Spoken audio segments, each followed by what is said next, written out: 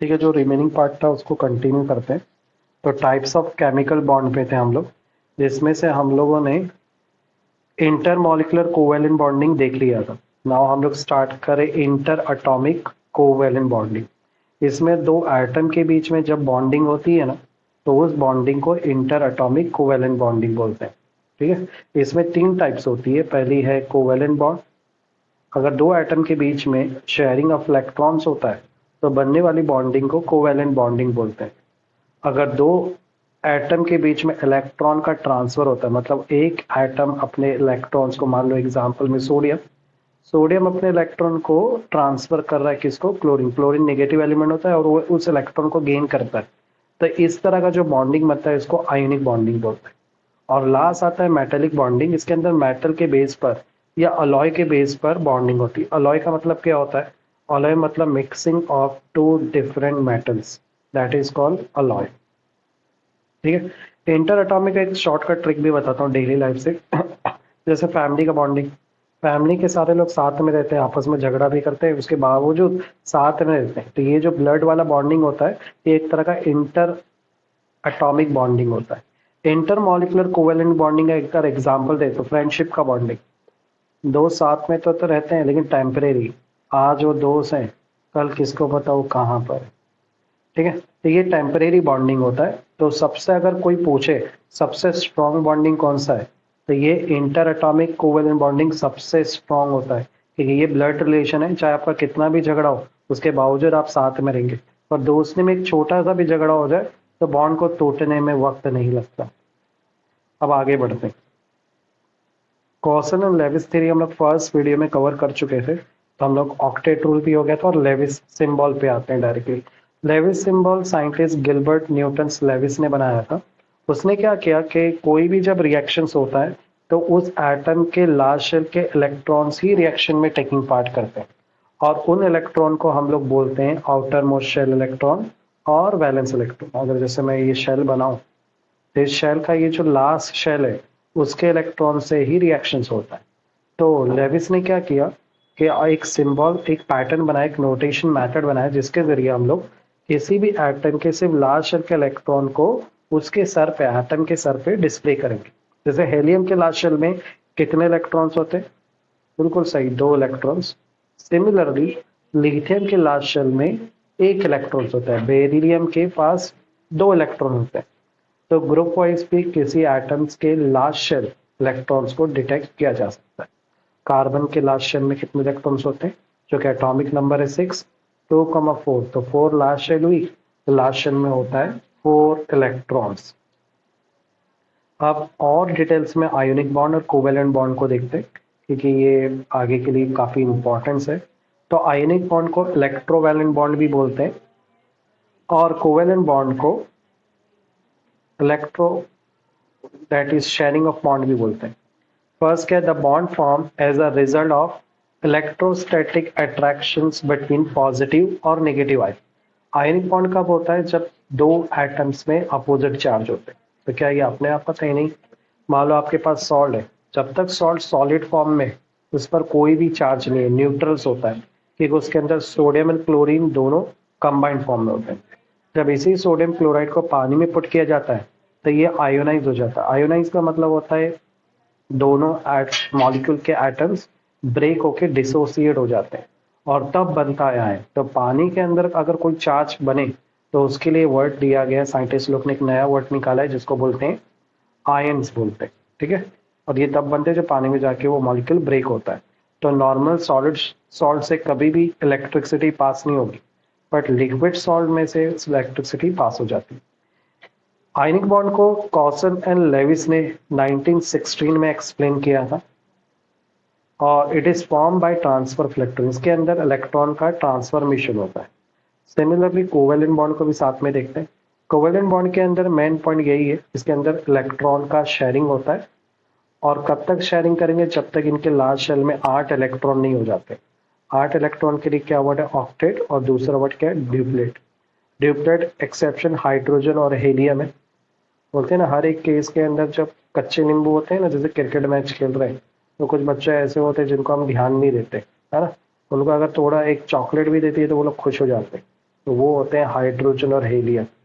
ये 2 इलेक्ट्रॉन में भी खुश हो जाते हैं, बट बाकी सारे पीरियोडिक टेबल के एलिमेंट को उनके लास्ट शेल में कितने इलेक्ट्रॉन चाहिए?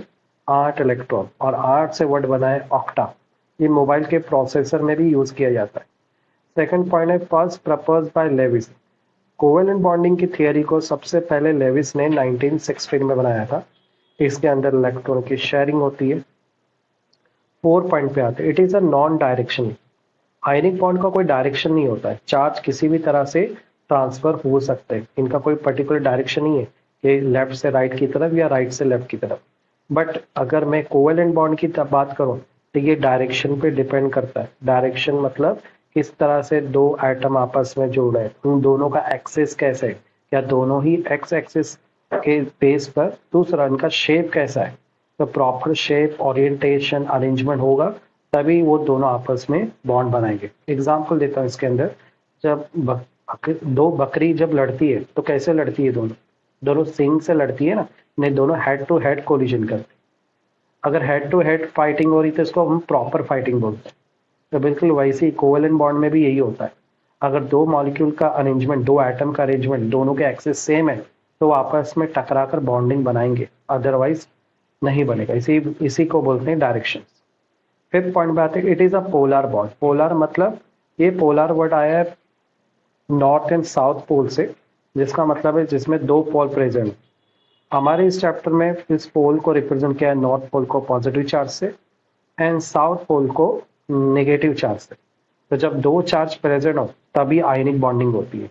तो केमिस्ट्री के अंदर इस दो चार्ज के लिए क्या वर्ड है? Polar bonding means different charge of atom. अगर मैं कोवेलेंट बॉन्ड की बात करूं तो इसमें कोई फर्क नहीं पड़ता, इसमें पोलर और नॉन पोलर दोनों तरह की बॉन्डिंग दिखाई देगी। 7 पॉइंट पे आते हैं, 6 पॉइंट पे sorry, bond between metal and non metal. सभी को पता है कि जो मेटल्स होते हैं वो इलेक्ट्रॉन लूज करना पसंद करते हैं, इसलिए ज्यादातर मेटल पे पॉजिटिव चार्ज आता है। और जो नॉन मेटल होते हैं, जो ग्रुप 17 से स्टार्ट होते हैं, ये नॉन मेटल इसलिए होते हैं क्योंकि इन पे नेगेटिव चार्ज एटम्स होते हैं, क्योंकि इलेक्ट्रॉन गेन करना पसंद करते हैं। तो यहाँ पर दो अपोजिट चार्ज आ गए, इसलिए इसे आयनिक बॉन्ड बोलते हैं। अगर कोवेलेंट बॉन्ड में बात करूं तो हो सकता है दो सेम मेटल मेटल हो, या हो सकता है दो नॉन मेटल हो और वो आपस में बॉन्डिंग बना रहे हो, क्योंकि यहाँ पर चार्ज का कोई लेना देना नहीं होता है बॉन्डिंग पे। 7 point, there are non multiple ionic bond. Example sodium chloride. Non multiple मतलब इसमें एक से ज्यादा चार्जेस वाले आइटम्स नहीं होंगे, एक पॉजिटिव है तो दूसरा नेगेटिव होगा। ऐसा नहीं होगा कि दो पॉजिटिव आपस में बॉन्ड बना के रखे, इसमें दो अपोजिट चार्ज होना जरूरी है। ठीक है, रिपीटेटिव बॉन्ड नहीं हो सकते। इट मे बी सिंगल और डबल और ट्रिपल। कोवेलेंट की बात करें तो इसमें सिंगल डबल ट्रिपल कितने भी तरह की बॉन्डिंग हो सकती है। एग्जाम्पल, हाइड्रोजन हाइड्रोजन के साथ ही जुड़ा है, यहाँ पे मल्टीपल बॉन्ड हो रहा है। कार्बन 4 डिफरेंट हाइड्रोजन के साथ जुड़ा है तो यहाँ ट्रिपल बॉन्डिंग आ गई। 8वां point, generally crystalline in nature. Crystal word diamond से आया है, मतलब जिसमें ट्रांसपेरेंट हो और जिसका एक क्यूबिक शेप हो, इस तरह की चीजों को क्रिस्टलाइन बोलते हैं। तुम लोगों ने नमक या शुगर को देखा होगा, उनका जो शेप हो क्रिस्टल जैसा होता है। ठीक है, एक पर्टिकुलर शेप में सारे के सारे शुगर के दाने होते हैं, तो मैं उसको क्रिस्टलाइन बोल सकता हूँ। अब आते हैं यहाँ पर 8वां point, generally exist as gas under the normal condition of temperature pressure. ज्यादातर कोवेलेंट बॉन्ड गैसेस फॉर्म में होते हैं। एक्सेप्शन केस हमेशा रहेगा, it is not necessary for all, but most of the covalent bond are in gases state. 9 point बोल रहा है, hard है due to strong force of attraction between opposite charge of ion. बोलते हैं कि जब दो अपोजिट चार्ज आपस में बॉन्ड बनाते हैं तो बहुत स्ट्रॉन्ग बॉन्ड बनता है। ठीक है, अगर मैं इसी जगह कोवेलेंट बॉन्ड की बात करूं तो soft some compound due to weak force of attraction between molecule. यहाँ पर बनने वाला बॉन्ड सॉफ्ट रहता है, हार्ड नहीं होता, क्योंकि यहाँ पर bonding sharing of electron base पे हो रही है। एक्सेप्शन ऑलवेज रहेगा। 10वां पॉइंट है, सारी बातें यहाँ पे बनने वाला दो अपोजिट चार्ज के बेस पे बॉन्डिंग जो हो रही है बहुत ही स्ट्रांग हो रही है, तो यहाँ पर मेल्टिंग पॉइंट और बॉइलिंग पॉइंट बहुत हार्ड होगा, क्योंकि बॉन्ड को तोड़ने में काफी समय लगेगा जब इन्हें एनर्जी दी जाएगी।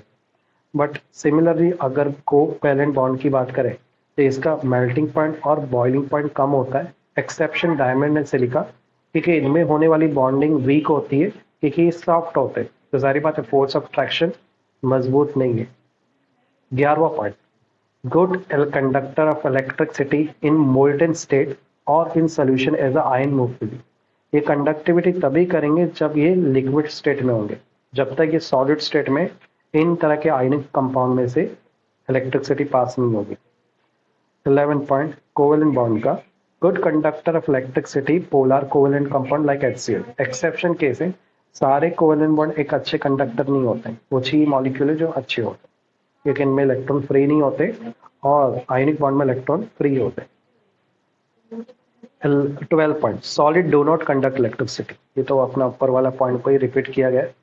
दे are generally bad conductor of electricity. ये पॉइंट ज्यादा बेटर है 11 पॉइंट से। 12, इट इज इंडोथर्मिक, मतलब जब दो बॉन्ड आपस में कंबाइन होते हैं तो हीट एब्जॉर्ब होती है, इसलिए इंडोथर्मिक रिएक्शन बोला।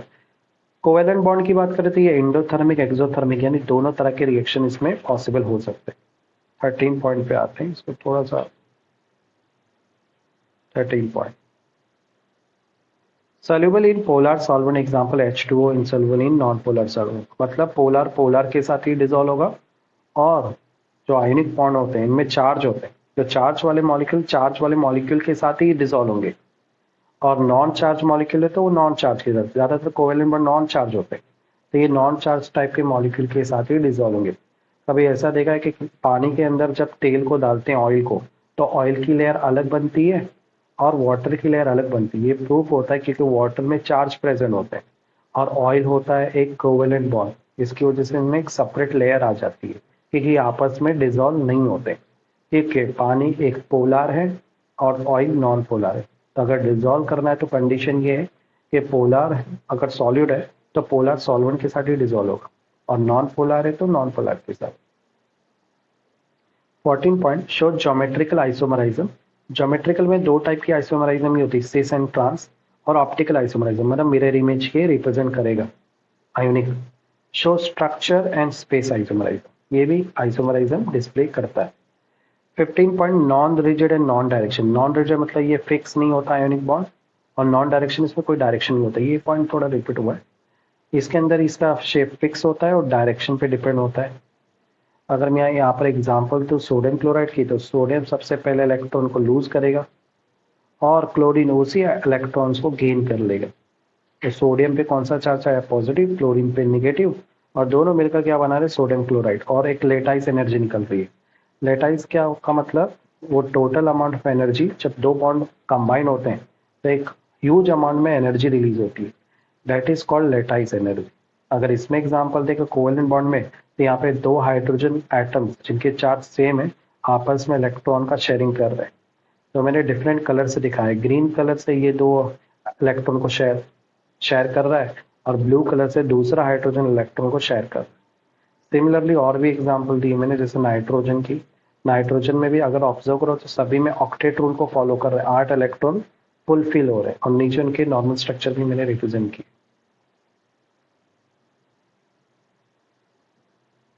यहाँ पर अपना कंप्लीट हुआ डिफरेंशिएट। अब आते हैं लिमिटेशन ऑफ ऑक्टेट रूल पे।